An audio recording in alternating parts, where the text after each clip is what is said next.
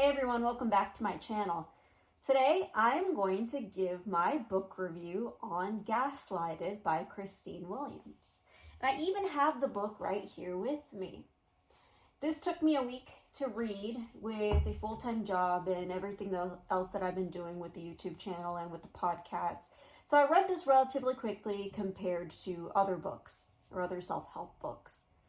I have a lot of thoughts, but I'll try not to disclose too many spoiler alerts, but I'm not going to make any promises. Before we get to the content, please be sure to like this video, subscribe so you can get more content in oil and gas and professional development topics, and please be sure to comment on the video below so I can incorporate your feedback into future videos. Please be sure to hit that notification bell when you do subscribe because I upload every Friday and every Sunday. Every Friday is a professional development topic, and every Sunday is a technical review. Well, let's get to the content. Now you may be wondering, Yoshi, are you some kind of social justice warrior now? Are you going to be that outspoken feminist advocate who keeps raising a red flag every single time you see some kind of injustice that's happening? I'm not going to be the annoying stereotype of being a social justice warrior, but I want to bring some awareness that the book, Gaslighted, brings up. For those of you who have not read the book, Gaslighted is a book that is written by a sociologist from the University of Texas and has conducted a 10-year study on several accounts of female and male geoscientists and their journeys in the oil and gas industry. She covers those that stayed, those have volunteered to leave, and those that were forced to leave. She also creates a distinction between gender and race and its interaction with science.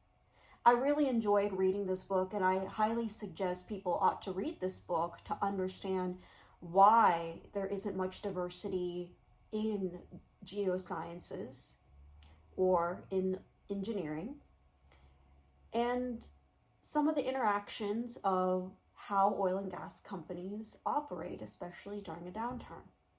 I'll first talk about the chapter on those who stayed. It references 3 women and their accounts and their different reactions after the downsizing. There was one account where she was tagged as a corporate cheerleader because she was tasked in creating an inclusion program. And she talked about some of the things that caused her to stay or survive a bunch of layoffs. Some of the common elements are that she's a top performer, that she kept a positive attitude, and she doesn't have any children. In fact, all these 3 accounts had the same elements of why they thought they stayed. They were top performers. They didn't have to family plan, or they were not family planning at the time. And they had a positive attitude. Some of the other accounts that the book had in those who stayed had a lot more resentment and a lot more disparity when it came to how they viewed the oil and gas industry after the downturn. In fact, every subsequent interview that Christine had with these accounts, these women were decreasing their percentages in the sense that how long that they thought they were going to stay in the industry, which I found very interesting. I found those 3 elements that Christine talks about in the book, again, not very surprising, but it also makes me think a lot about my work-life balance and what I would need to do in the future. Another interesting thought that I want to mention in the Those Who Stayed chapter is that the most positive account in the book talks about how there has to be advocates in the industry to retain more women, bring more people of color, and create that diversity and inclusion environment. However, Christine also creates that conclusion is that the corporations have tasked her to do that. And in fact, those who have that relatable, I wouldn't say issue, but those who have that relatable sentiment in advocating for diversity and inclusion, corporations would assign that task to those certain people. She creates the conclusion that corporations are still not assuming that responsibility, rather deferring that responsibility to specific employees who want to make that their calling, which she's claiming that is still not solving the diversity and inclusion issue because corporations aren't taking it upon themselves to advocate for diversity and inclusion. Another comment that I want to make is the greenwashing that the book talks about. It talks about how in lots of corporate advertisements for specific companies and advocating for environmental safety, and now we call it ESG, they tend to have a woman, or in the book they tend to have a white woman in these advertisements, saying that women are used to show that we are purifying the industry, or they're shown as kept on a pedestal that the industry is not so bad. Because of the nurturing perception that women have in terms of how they seem to be in the industry, diversity and inclusion is used as a tactic to as an ulterior motive, as opposed to benefiting employees, as she concludes in the book. I talked a lot about this chapter because I see myself as a stayer in this industry. Now I'm going to talk about the voluntary separations chapter and then the corporate downsizing chapter. These accounts have more of a cynical view towards the oil and gas industry, in the sense that those who left voluntarily were due to the toxic culture that corporations had during a boom or during a bust. During a boom, it could be based on competition, and even during a bust, it could be due to people having many anxieties, so they're not going to be as friendly in a corporate environment. Eventually, these accounts of those who left the industry voluntarily found that they couldn't take that toxic culture, or they found a different calling.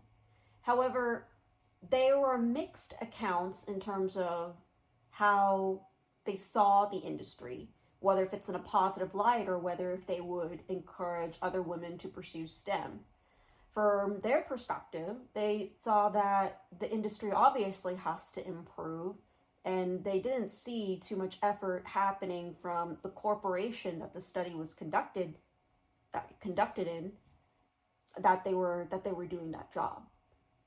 In the corporate downsizing chapter, the jarring fact that I found in there was that the majority of the accounts were women with young children. This brings that perception that during layoffs, women are targeted, especially working mothers. And Christine emphasizes that conclusion that whenever layoffs happen, there are these arbitrary decisions that are completely up to the manager's discretion at who they believe is more deserving to stay or who's more deserving to leave. I'm going to bleed this on to a different chapter in the book, but at the conclusions of the book, Christine ends up talking about how science and gender and race have elements of elite masculinity that is seen as modern and proper science. What I mean to say by all of that is what is the qualities that are considered as modern science and proper science are related to what is perceived as elite masculinity. However, those that are minorities or those that are women, for example, may not be perceived to have those elite masculinity qualities, and therefore not be the bastions of proper science. Christine also talks about in the book how underdeveloped countries where we have the most amount of resources don't necessarily benefit the same communities in terms of pollution or in terms of employment opportunities. In fact, the majority of the employment opportunities are coming from expat assignments. I'm mentioning a lot of information over here, but I strongly suggest you read this book to take a deeper dive in some of the research that she puts together. And right now, I'm just stating what the book is talking about right now, as opposed to how I'm reacting to some of this information. Most of this information that I'm reacting to it's all in awe. My overall thoughts of the book is that while some information didn't surprise me, there was also other information that opened my eyes to in terms of corporations out there that value diversity and inclusion. I have to be very careful about what I say on this video, especially in relation to corporations and diversity and inclusion.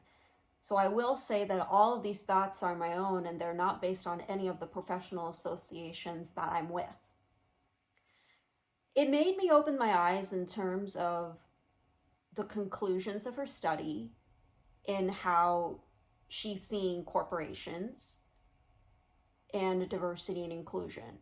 She also talks about how to start the dialogue, or how some corporations start the dialogue of diversity and inclusion. There's an emphasis on the inclusion part, and there's a beginning of the dialogue of cognitive diversity. Not just diversity in how we look, but diversity in how we think, diversity in different disciplines. And she also talks about who the speakers are in the demographics of those speakers whenever there's a start of diversity and inclusion. I really suggest you read this book because it has given me so much to think about with work-life balance, with how I lead my career. And even she talks about how career maps, for example, that corporations provide are ways to retain a lot of talent. But during a downsizing, a lot of those corporate maps are gone out the window. I mean, corporations have to move people around wherever they need them, if they need them. Again, I strongly recommend you read this book to take a deeper dive on some of the research that she has collected and some of the accounts that she has followed for the past 10 years. I will admit that a lot of this was not the big data in terms of gathering 6,000 interviews of women and what are their survey results, but it is some pretty interesting accounts and pretty detailed accounts of several women and several men geoscientists on how they perceive their journey in the oil and gas industry and how they end up navigating, as well as how they advise others to navigate it as well. And that's a wrap, everyone. That's my review of Gaslighted without giving too much information, although I have felt like I've given a lot of information, but not on every single chapter. Once again, please be sure to like this video, subscribe so you can get more content in oil and gas and professional development topics, and please be sure to comment on the video below so I can incorporate your feedback into future videos. Let me know if you read the book Gaslighted, and if you want to know more of your thoughts, go ahead and comment below, as well as some quotable quotes from the book. I'll mention some quotable quotes in the description once I get the time. Thanks again for taking the time to listen and watch this video. I'll see you in the next one.